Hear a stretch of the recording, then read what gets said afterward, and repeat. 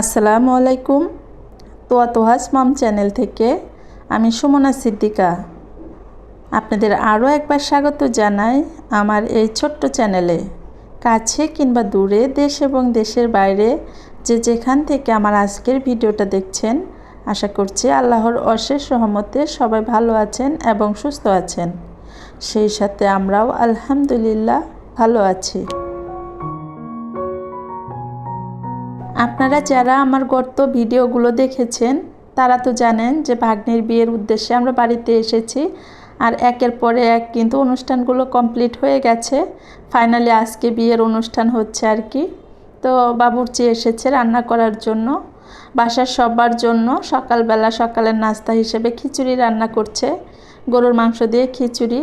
তো এই তো আমরা যে যেমন পারছে আর কি, যেখানে খুশি সেখানে বসে সবাই গল্প গুজব করে সকালের নাস্তা করে নিলাম। খিচুড়িটা কিন্তু অনেক বেশি মজা ছিল।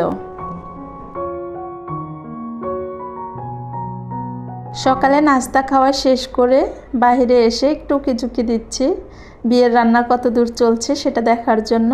তো দিনটা যেহেতু শুক্রবার ছিল, সবাই মসজিদে যাবে, তো সেই হিসাব করে কিন্তু রান্না বান্নাগুলো একটু তাড়াতাড়ি করে নিচ্ছে।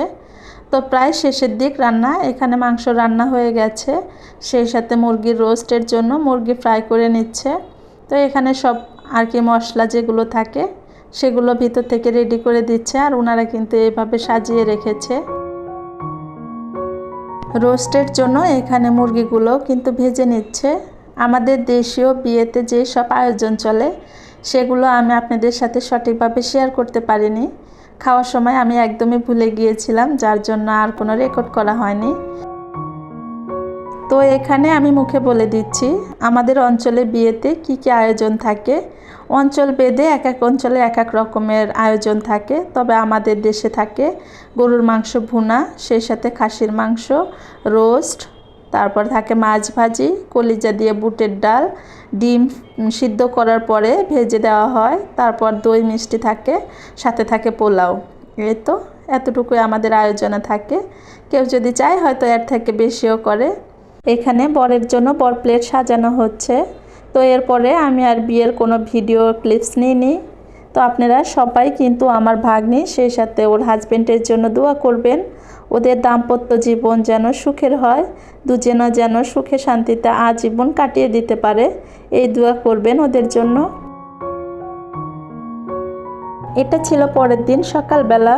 তো নতুন জামাইয়ের জন্য সকালের নাস্তার আয়োজন করা হয়েছে।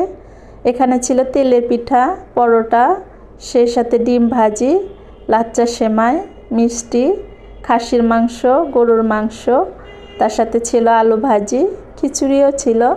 তো এই তো নতুন জামাইয়ের জন্য সকালের নাস্তা রেডি করা হয়েছে।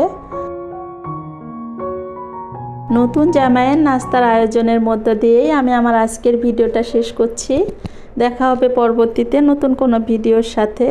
সেই পর্যন্ত আপনারা সবাই ভালো থাকবেন, সুস্থ থাকবেন, সবাই সবার জন্য দোয়া রাখবেন। আল্লাহ হাফেজ। আসসালামু আলাইকুম।